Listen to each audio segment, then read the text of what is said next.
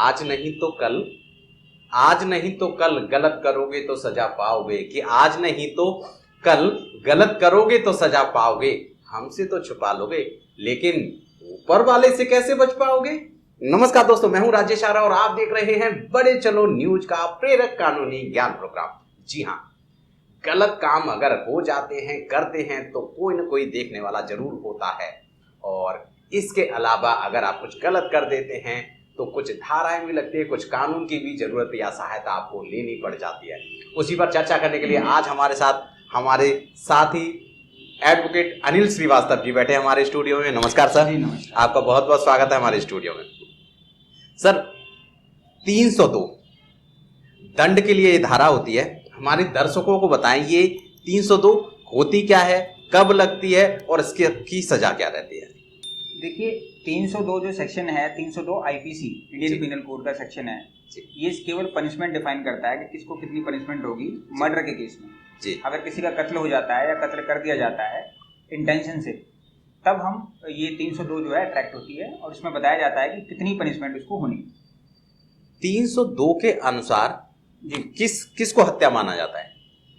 देखिए, criminal law में दो चीजें होती हैं, एक होता है मेंसरिया और एक होता है एक्टसरिया। मेंसरिया मीन्स आपका माइंड गिल्टी है, आप सामने वाले को मारना चाहते हैं, और दूसरा होता है आपने कोई एक्ट किया और वो मरा, तो आप उसको मारना चाहते थे और वो मर गया, तो ऐसी कंडीशन में 302 अट्रैक्ट हो जाता है। 302 धारा किसी पर लगने वाली है, बचने का कोई तरीका है? हाँ, अगर वो एक्सेप्शन में है, सपोज कीजिए आप कोई मारने के लिए आ रहा है और आपने अपने बचाव में उसको मारा है, तो आप बच सकते हैं, एक्सेप्शन है।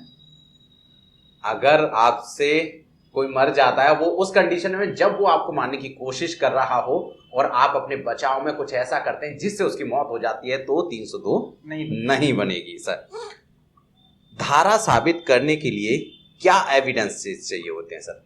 देखिए, मैंने बताया जैसे कि अभी कहा कि motive is main important thing in this case. Motive बहुत इंपॉर्टेंट होता है कि व्यक्ति क्या उसको वाकई में मारना चाहता था या वो अपने आप गलती से मर गया।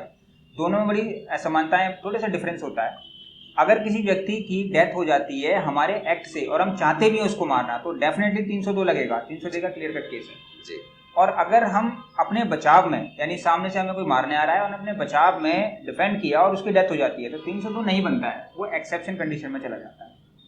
इस टाइप की चीजें होती हैं जो 302 को अट्रैक्ट करती है। सर, हमारे एक दर्शक का प्रश्न है, उन्होंने पूछा है कि डॉक्टर द्वारा इलाज करते समय यदि किसी की मृत्यु हो जाती है तो क्या वो 302 के तहत आता है? नहीं, 302 के तहत नहीं आता है, क्योंकि वहां पर गैर इरादतन है, वो इंटेंशन नहीं है उसकी मारने की। उसकी इंटेंशन तो ये है कि वो उसको ठीक करे, ट्रीटमेंट दे, लेकिन वो अनफॉर्चुनेटली अगर उसकी डेथ हो जाती है तो फिर वो 302 अट्रैक्ट नहीं होता है। सर, साथ ही उन्होंने प्रश्न ये भी लिखा है कि जो डॉक्टर हैं वो जो ट्रीटमेंट तो कर रहे थे लेकिन उस ट्रीटमेंट की उनको जानकारी नहीं थी, तो क्या 302 लगे? उसके अंदर मेडिकल नेग्लिजेंस बनता है। एक्चुअल में सुप्रीम कोर्ट ने बहुत सारे जजमेंट पास की हैं, हाई कोर्ट ने बहुत सारे जजमेंट पास किए हैं। उसमें लिखा है कि मेडिकल प्रोफेशनल में अगर नेग्लिजेंस हो जाता है तो उसमें मेडिकल नेग्लिजेंस का ही केस बनता है, मर्डर नहीं बनता है, क्योंकि वरना तो फिर डॉक्टर डरेंगे और वो ट्रीटमेंट ही नहीं कर पाएंगे ठीक से। जी मुकेश जी, आपको आपके प्रश्न का आंसर मिल गया होगा, क्योंकि ये प्रश्न हमें मुकेश जी ने भेजा था और उन्होंने पूछा था कि मेडिकल में अगर ऐसा कुछ होता है तो 300 बंद बनती है। बिल्कुल 302 नहीं बनती, लेकिन मेडिकल नेग्लिजेंस का केस बनता है। अगर आपको ज्यादा जानकारी चाहिए तो हमें कमेंट करिएगा या फोन करिएगा, अभी हम आपको इतना बता पाएंगे। सर, अगला प्रश्न बनता है कि 302 के तहत क्या मृत्यु दंड मिलता है? हाँ, उसमें मिनिमम पनिशमेंट जो है वो उम्र कैद है। अच्छा, और उम्र कैद के साथ अगर उम्र कैद नहीं दी जाती है तो फिर फांसी दी जाती है। सर, फांसी किस परिस्थिति में दी जाती है? जब रेयरेस्ट ऑफ रेयर केस होता है कि ऐसा लगे कि जो मर्डर हुआ है वो ब्रूटल है और रेयर है, ऐसा पहले कभी नहीं हुआ, तो उस कंडीशन में फिर उसको फांसी ही दी जाती है। सर, अगर किसी व्यक्ति की फांसी की सजा उसको सुना दी जाती है, उससे बचने के लिए कुछ उपाय हैं उन व्यक्ति के लिए? रेमेडीज लॉ में हमेशा अवेलेबल रहती हैं, बहुत सारी रेमेडीज होती हैं। सपोज कीजिए जब आपका ट्रायल चलेगा तो सेशन कोर्ट में चलेगा, सेशन कोर्ट ने उस सेंटेंस को दिया, उसके बाद आप हाई कोर्ट में अपील करते हैं, सुप्रीम कोर्ट में सेल्फी फाइल करते हैं, फिर क्यूरेटिव पटिशन फाइल करते हैं, प्रेसिडेंट को भी भेज सकते हैं। बहुत सारी चीजें होती हैं, कहीं ना कहीं रिलीफ मिल जाता है। अच्छा जी, फांसी से रिलीफ मिलने के चांसेस हैं? चांसेस होते हैं, चांसेस हमेशा होते हैं, चांसेस रहते हैं। हमने कई बार ये भी देखा है कि सुप्रीम कोर्ट ने नीचे का डिसीजन पलट दिया या हाई कोर्ट ने नीचे का डिसीजन पलट दिया, फांसी के लोगों को बरी तक किया गया है, ऐसे भी डिसीजन हैं। अच्छा, तो पॉसिबिलिटी हमेशा रहती है। मतलब कानून के अंदर पॉसिबिलिटीज हैं। जी बिल्कुल सर, अगर जैसा आपने कहा कि 302 तब लगती है जब कोई किसी को मारने की कोशिश करता है। जी। एक व्यक्ति किसी को मारने की कोशिश कर रहा है और उसने मारने की कोशिश की, चाहे उसे गन से मारा, चाहे कोई नाइफ से मारा, वो मारते मारते बच जाता है वो व्यक्ति, तो क्या 302 फिर भी लगेगी? उस कंडीशन में 302 नहीं लगती है, उसमें 307 लगती है, अटेम्प्ट टू मर्डर। मीन्स आपने अपनी तरफ से पूरी कोशिश की पर वो मरा नहीं, वो बच गया, तो उस कंडीशन में 307 लगती है। पनिशमेंट सिमिलर होती है। 302 और 307 की पनिशमेंट आपके पनिशमेंट मुताबिक सिमिलर है, क्योंकि उसमें आपकी तरफ से तो वो मारा ही जा चुका था, वो तो अपनी किस्मत से बचा है। भारत में 302 पर सजा देने के लिए जो जज साहब होते हैं या न्यायाधीश होते हैं, उनके क्या क्या राइट्स होते हैं, क्या क्या अधिकार होते हैं?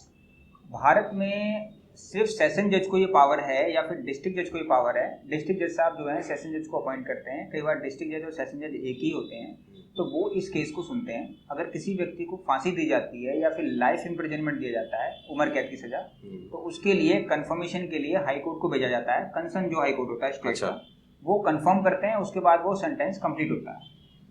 तो साथ में उनके अधिकार ये होते हैं कि ट्रायल चलेगा ठीक से, और ट्रायल चलने के बाद में कंप्लीट एविडेंस होने पर ही वो जजमेंट पास करते हैं। सर, 302 में आपके मुताबिक, आप बहुत समय से प्रैक्टिस करते आ रहे हैं, अगर किसी को पनिशमेंट मिलनी होती है तो लगभग उस केस में कितना समय लग जाता है? देखिए, ये चीज़ डिपेंड करती है ट्रायल पर, केस पर, कि हमारे इंडिया में हम लोग जानते हैं कि पेंडेंसी केसेस बहुत ज़्यादा हैं, पेंडिंग बहुत ज़्यादा है। तो कई बार कुछ ट्रायल जो कोर्ट होते हैं वो फास्ट प्रोसेस भी करते हैं, और कुछ स्पीडी ट्रायल के लिए भी कोर्ट बनाए गए हैं। तो अगर उनमें केस जाता है तो उसमें दिन के 2 या 4 केस लगते हैं, तो उसमें फिर जल्दी हो जाता है डिसीजन। कई बार 6 महीने में हो जाता है। अभी एक लेटेस्ट एग्जांपल है कि उसमें 1 महीने में उन्होंने जो है पनिशमेंट देके उस केस को खत्म भी कर दिया है।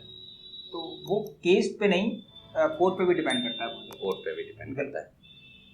सर, अगर किसी को सजा सुना दी जाती है, उसमें सजा में बताया जाता है कि उसको उम्र कैद है, यहाँ लोग उम्र कैद से क्या समझें? उम्र कैद का मतलब होता है कि आपकी आखिरी सांस तक जेल में रहना। सिंपल कंसेप्ट है। इसमें थोड़ी सी भ्रांतियां हैं। कई लोग कहते हैं 12 साल तक, कई लोग कहते हैं 20 साल तक, कई लोग कहते हैं, ऐसा नहीं है। 20 साल के बाद या 12 साल के बाद जो कंसर्न स्टेट गवर्नमेंट होती है, उसको ये पावर होती है कि वो सेंटेंस को रिड्यूस कर सकते हैं, इस सेंटेंस को खत्म कर सकते हैं गवर्नर के कंसर्न से। तो इसलिए बोला जाता है कि 20 साल के बाद आपका छूटने के चांसेस बढ़ जाते हैं, या 12 साल के बाद आपके छूटने के चांसेस बढ़ जाते हैं। बट उम्र कैद का मतलब होता है क्लियर कि जब तक आपकी आखिरी सांस है आप जेल में रहेंगे। सर, अगर वो गवर्नमेंट, स्टेट गवर्नमेंट या गवर्नर अगर उसे रिलीज भी करना चाहता है, अगर चाहता है कि उसकी सजा को माफ कर दिया है, तो उसका बिहाफ क्या रहता है? मतलब उस कैदी को क्या सोच के रखना चाहिए कि अगर मेरे को उम्र कैद होगी, गलती होगी मेरे से, तो मैं कुछ ऐसा करूं जिससे कि मेरी सजा 20 साल या 15 साल बाद माफ हो जाए? देखिए, वो बिहेवियर पे डिपेंड करता है कि कोई कैदी है, उसको उम्र कैद की सजा हुई है और उसका बिहेवियर जो है जेल मैनुअल के हिसाब से बिल्कुल ठीक है। उसने कभी कोई लड़ाई झगड़ा नहीं किया, कभी किसी से कोई फालतू बात नहीं की, जिस तरीके से उसको रखा जा रहा है जेल मैनुअल के अकॉर्डिंग, जेल के जो रूल्स होते हैं उसको फॉलो करते हुए वो ठीक से रह रहा है, तो उसका जो बिहेवियर है उसको देखते हुए जो स्टेट गवर्नमेंट होती है वो उसको कंसर्न स्टेट गवर्नमेंट लीव देती है। सर, 302 का केस फाइल करना पड़ता है या स्टेट केस होता है? स्टेट केस होता है, उसको हमेशा चार्जशीट फाइल करते हैं इन्वेस्टिगेशन के बाद, वो पुलिस फाइल करेगी, हमारा उसमें या किसी का भी कोई रोल नहीं होता। किसी का रोल नहीं। अगर किसी के घर में मर्डर हो जाता है, हत्या हो जाती है, तो आपको स्पेसिफिक कंप्लेंट करने का जरूरत नहीं है, वो पुलिस केस बनता है, ये कह रहे हैं? हाँ, मान लीजिए कहीं आपको पता भी लग रहा है कि कोई मर्डर है या कोई डेड बॉडी है या फिर किसी घर में है, तो सिंपली अगर आप ज़्यादा से ज़्यादा उसमें 100 नंबर पर कॉल कर सकते हैं। बाकी सब पुलिस का काम होता है। उसमें पुलिस ये देखती है कि ये अननेचुरल डेथ है या फिर नेचुरल डेथ है। सर, किसी केस में पेरेंट्स को या किसी का बच्चे का मौत हो जाती है और उन्हें डाउट होता है कि मेरे बच्चे की जो मौत है वो उसे मारा गया है, लेकिन वो फर्स्ट टाइम ऐसा दिखता है कि वो मर गया है, तो उस केस में डाउट की कंडीशन में क्या करना चाहिए? डाउट की कंडीशन में आप कंप्लेंट फाइल कर सकते हैं, और पुलिस ऑफिसर को अगर लगता है कि इन्वेस्टिगेशन करने के बाद कि इसमें मर्डर है, इंटेंशनली इसको मारा गया है, तो उस कंडीशन में फिर जो 302 का केस है वो रजिस्टर्ड होगा। बिल्कुल। देखिए, हमने पूरी कोशिश की सर से ज्यादा प्रश्न पूछने की और जानने की, लेकिन इसके बाद भी मुझे पता है कुछ प्रश्न रह जाते हैं जो आपके दिमाग में होते हैं, तो आप ऐसे प्रश्नों को हमसे पूछ लीजिए via comment, via telephonic call, और नंबर आपको दे रखा है, कमेंट आप कर सकते हैं। ये जानकारी जो हमारी तरफ से थी वो पूरी देने की कोशिश की, फिर भी आपको लगता है कि कुछ और पूछना है तो हमसे पूछ सकते हैं। प्रेरक कानूनी ज्ञान हर रविवार को सुबह 11 बजे आपको देखने के लिए मिलता है। अगर आपने अभी तक नहीं देखा तो चैनल को सब्सक्राइब कर लीजिएगा, जिससे कि आपको इसके नोटिफिकेशंस आते रहें। अब हम हमारे वकील साहब का पहले इतने सारे वीडियोस के लिए हम लोग उनको धन्यवाद करना चाहते हैं। साथ में उनसे कहते हैं कि ऐसे ही वो हमारे साथ बने रहें और हमारे इस प्रोग्राम में हमारा साथ देते रहें। Thank you so much sir. और आपका भी बहुत बहुत धन्यवाद। आप हमारे साथ वीडियो में बने रहे, आगे भी देखते रहिएगा, क्योंकि काम की जानकारी यही मिलेगी, कानून की जानकारी यही मिलेगी। Thank you so much. Bye bye, take care और बड़े चलो।